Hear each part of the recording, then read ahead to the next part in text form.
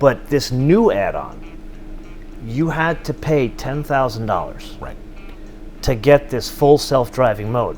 But here's the catch. You pay the 10 grand, you get goose egg. You get nothing. The car has the technology in it to do this Elon Musk full self-driving mode. But you literally have to bark like a dog to get it to be switched on.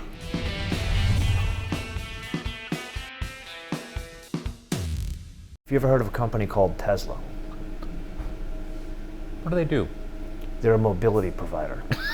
Another one of those. Yes. Yeah, of course I've heard of Tesla. All joking aside. Yeah. We disagree a little bit on Tesla. I am one of the few in this industry that has huge amounts of respect for what Elon Musk has created. Yeah. They are an unusually successful company. And I say this because I came from the tech world, so I know how hard it is to build a tech solution and then do it in a calcified industry like the car world. Right. I give the man so many props for that. Totally agree. However, he's kind of like P.T. Barnum. And I'll tell you why. Absolutely, He yes. comes out and he crows about, we came up with this, whether it's a whole new vehicle or some sort of add-on to the technology of their vehicle. Or a flamethrower. Or a flamethrower, yeah. Yeah, or a hat for a boring company, something like. I wish I was as good as a marketer as he was. Anyway, he has come up with a full self-driving mode. Did you know this? I've heard about this. So this guy comes up with this full self-driving mode. He already has a level 2 autonomy in his vehicle. Too many people think it's self-driving. It is not. Well, that's how they've been selling it. I mean, I'm obviously not ignorant to this, and they've been selling it as full self-driving, and people believe it. Completely. Hook, line, and sinker. But this new add-on, you had to pay $10,000 Right. to get this full self-driving mode. But here's the catch. You pay the 10 grand, you get goose egg. You get nothing.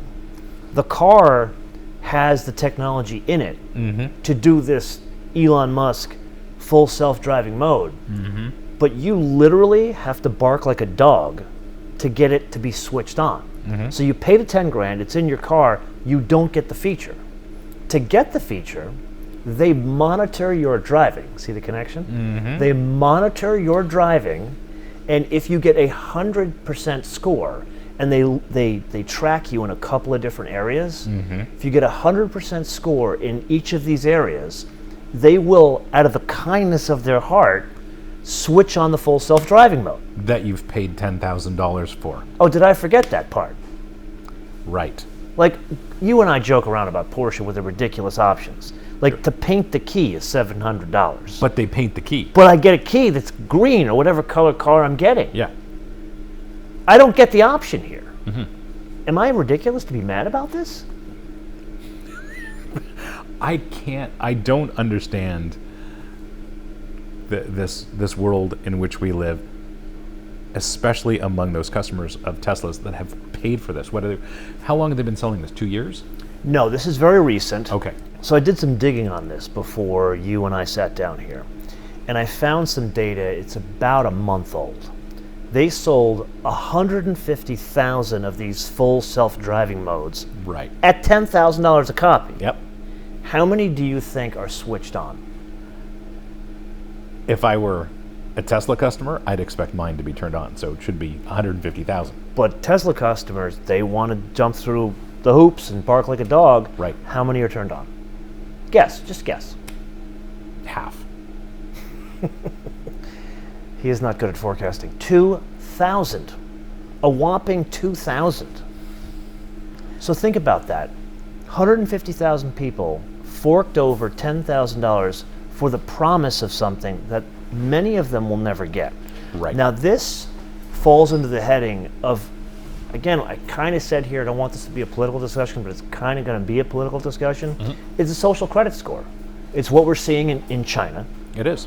And we're going to start seeing this in other parts of the world. And this is, I think, the biggest, most visible example in the Western world that we can kind of hook on and say, this is an example of what coming social credit scores are. Who is determining what constitutes 100% score, or whatever the criteria is to meet the deployment of that technology? I mean, and they're, my skill set is different than the average driver. So my ability to carry corner speed safely through any given corner is greater than almost every other driver on the road. So if it's based on G loads and that sort of thing, well, I'm never going to get 100%. I'll never meet that criteria. It just won't happen. I'd have to relearn how to drive really, really slow. So, to me that doesn't make sense. So what kind of driver is this technology going to breed? But here's the real disturbing thing about it, and it kind of goes back to what we discussed about the media not saying anything about what was hidden in this infrastructure bill. Yeah. From what I'm seeing, and I've kind of looked through Twitter and different social media to see what the actual Tesla driver's doing, they're excited about this. Unless I'm missing something, I'm seeing Tesla drivers that are putting up, my credit score, whatever they're calling it, their driving score, is getting better. I might get this thing blessed upon me. Or one guy I saw, he actually said, I worked hard for the past couple of months and I finally got the full self-driving mode. I'm thinking to myself, you should be pissed, dude. You should not be bragging to us that you were so stupid that you paid 10 grand and you got nothing. Yeah, exactly. And it's yes, master, I drove the way you wanted me to. And so really, this is all back to Animal House. Thank you, sir. May I have another? Yeah, exactly. Yeah. But isn't this Tesla score completely antithetical to the thing that Tesla cult members talk about, which is it's the car's ability to accelerate quickly? Yeah, I guess you could say that. I don't understand the logic. I don't understand why you'd be so excited to fork over some money. Like, I get it if Tesla was saying, hey, we're taking a subset of owners, would you like to opt in for this, and we will offer it to you for free, and we'd like to collect the data, because that's really what they're doing. They're collecting data to see how to build up to level 3 and then level 4. I get that, and there's no shame in that game at all. No, and but don't charge me 10 grand for it. That's exactly it. That's the right way to do it. But if a company can make money from flamethrowers and other silly things and taking deposits on vehicles that may or may not get delivered. Maybe you and I are the idiots. Maybe we should start selling flamethrowers. Or electric cars. What's going to happen next? You're going to have credit scores for, did you buy too much beef today? Right, exactly. Or did you drive too far? Too many miles. Like San Diego right now, I'm not even making this up. They are trying to pass a bill where you pay per mile a tax.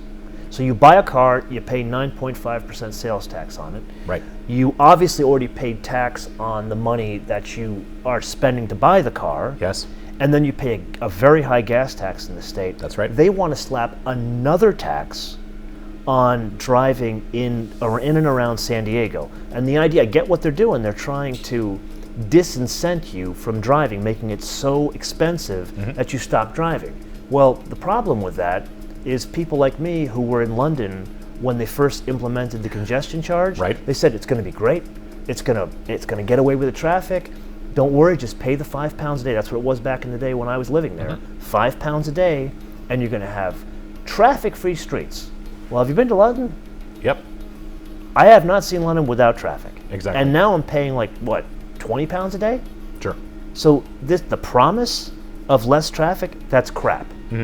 And I think the big problem between these three examples we've brought up, the kill switch, whatever we're calling it, the Tesla social credit score, and now this road tax in San Diego, if any of this gets passed, one of them has, and it gets adopted and people are accepting of it, belt in, because your life is going to suck. This is a huge, huge issue. Yeah. And leads to so many questions. I definitely want to know what people are thinking. Okay. Yeah. So, and you know what? Even social media too.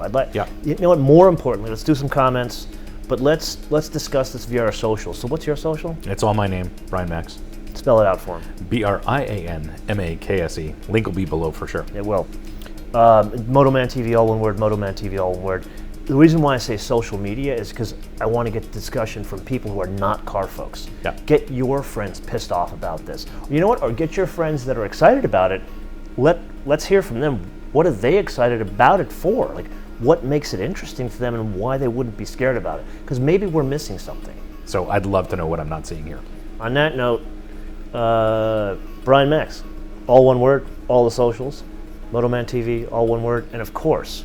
Yes, well, thanks to Cigars and More. Yes. And El Segundo. Michelle, Marco, and George were the proprietors. Lovely establishment here. We spend far too much time and far too much money here. Yes, we Till do. we see you guys in the next episode. Bis später.